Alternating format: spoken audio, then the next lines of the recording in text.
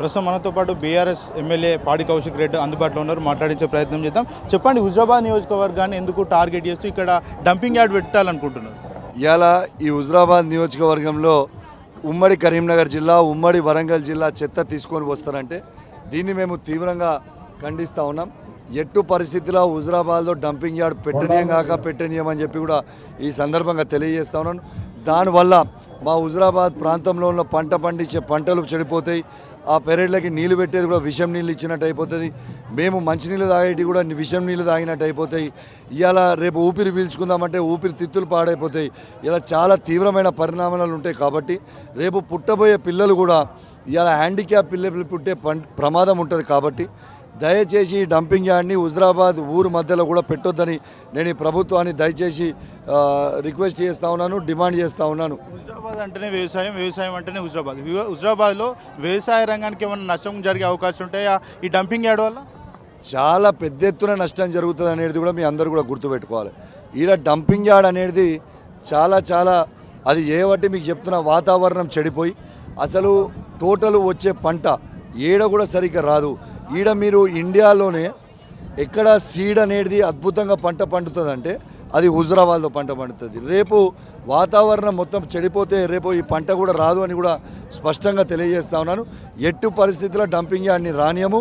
ఈ dumping yard Kaushik Reddy శవమన్న లేవాలి, లేకుంటే డంపింగ్ యార్డ్ అన్న లేవాలనేది కూడా స్పష్టంగా కూడా తెలియజేస్తా ఉన్నాను. కేవలం మీరు మాత్రం ఎందుకు దీక్ష కూర్చున్నారు? మిగతా ప్రజాప్రతినిధులు కూడా ఉన్నారు కదా, వాళ్ళు ఎందుకు రావట్లేదు ముందుకు?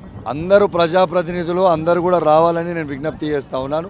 ఇలా కరీంనగర్లో పార్లమెంట్ సభ్యుడైన బండి సంజయ్ గారు కూడా హుజరాబాద్ ప్రజలు ఓట్లేసి గెలిపించారు. ఈడ 20 ఏళ్ళు ఈటల రాజేందర్ గారిని కూడా గెలిపించారు. వాళ్ళిద్దరు కూడా ఖచ్చితంగా రావాలి. కాంగ్రెస్ పార్టీ వాళ్ళు కూడా అందరూ కూడా ఖచ్చితంగా రావాలి. వీరందరూ కూడా ఖచ్చితంగా వస్తే అందరము ఏకమై మీరే నాయకత్వం వహించుని మీ వెనుకనే నేను ఉంటా. అందరూ కూడా ఏకమై మనందరం కూడా ఏకమై కూర్చుంటే ఇలా లక్ష మందితో ఈడ దీక్ష చేస్తే అద్భుతంగా మెసేజ్ పోతుంది. ప్రభుత్వం కూడా కళ్ళు తెరుచుకునే అవకాశం ఉంటుంది. కాబట్టి దయచేసి ఇలా రాజకీయాలు చేయకుండా అందరూ కూడా ఖచ్చితంగా వచ్చి ఈ డంపింగ్ యార్డ్కి వ్యతిరేకంగా పోరాటం చేయాలి. రాజకీయాలు ఏమైనా ఉంటే 28 నవంబర్లో ఎమ్మెల్యే ఎలక్షన్లు ఉన్నాయి. ఇలా అప్పుడు చూసుకుందాం రాజకీయాలు. కానీ ఇప్పుడు అందరూ కూడా జెండాలు పక్కకు పెట్టి ఇలా అన్ని ప్రాంతాల జెండాలు పక్కకు పెట్టి ఇలా హుజరాబాద్ డంపింగ్ యార్డే అజెండాగా పెట్టుకొని అందరం కూడా తీవ్రంగా పోరాటం చేయాలని కరీంనగర్ జిల్లా నుంచి 3 మంత్రులు ఉన్నారు, ఎందుకు దీని మీద స్పందించట్లేదు? ఇలా ఉమ్మడి కరీంనగర్ జిల్లాలో శ్రీధర్ బాబు గారు కానీ, పొన్నం ప్రభాకర్ గారు కానివ్వండి, లక్ష్మణ్ కుమార్ గారు కానీ ఖచ్చితంగా స్పందించాలి. ఇది ఉట్టి హుజరాబాద్ ప్రాంతానికి సంబంధించింది కాదు. హుజరాబాద్ ప్రాంతం వీణవంక, జమ్మికుంట, ఇల్లంతకుంట, రేపు కమలాపూరు, ఎల్కతుర్తి, భీమదేవరపల్లి, సైదాపూర్, కేశవపట్నం, మానకొండూరు అన్ని ప్రాంతాలకి సంబంధించిన ఇష్యూ. ఇప్పుడు ఇటు 3 మండలాలు కూడా వాళ్ళు ఓట్లేసి పొన్నం ప్రభాకర్ గారిని కూడా గెలిపించడం జరిగింది. వారు కూడా స్పందించాల్సిన అవసరం ఉన్నది. ఖచ్చితంగా స్పందించాలి. స్పందించకపోతే రాబోయే కాలంగా తీవ్రమైన పరిణామాలు అందరూ కూడా ఎదుర్కొనే పరిస్థితి వస్తుందని చెప్పి హెచ్చరిస్తారు. ప్రభుత్వం అంటేనే ప్రజల ప్రభుత్వాన్ని పదే చెప్తూ ఉంటారు. మరి ఇంత పెద్ద ఎత్తున ప్రజలంతా కూడా పోరాటం చేస్తూ ఉన్నా కూడా ప్రభుత్వం ఎందుకు పట్టించుకోవట్లేదు? దీన్ని ఎందుకు పెద్ద ఎత్తున చూడట్లేదు?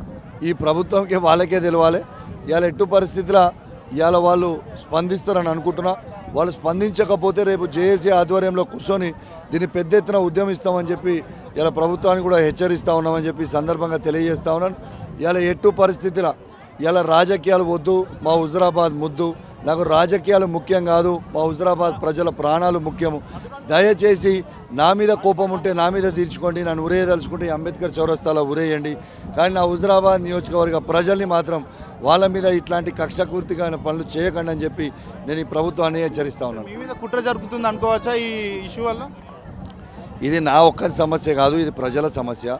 ఇలా ప్రజల బతుకు తెరువు అనేది సమస్య. ఇలా నా ఒక్క నియోజకవర్గమే కాదు, పక్కనున్న కవంపల్లి సత్యనారాయణ గారి నియోజకవర్గం కూడా ఎఫెక్ట్ అవుతుంది. ఇటు పక్కనున్న పొన్నం ప్రభాకర్ గారి నియోజకవర్గం కూడా ఎఫెక్ట్ అవుతుంది. ఖచ్చితంగా అందరు కలిసి కూడా ఖచ్చితంగా చేయాలని నేను డిమాండ్ చేస్తూ ఉన్నాను. ఎందుకంటే ప్రజల ప్రాణాలతో చెలగాటం ఆడొద్దని ఈ ప్రభుత్వాన్ని హెచ్చరిస్తూ ఉన్నాను.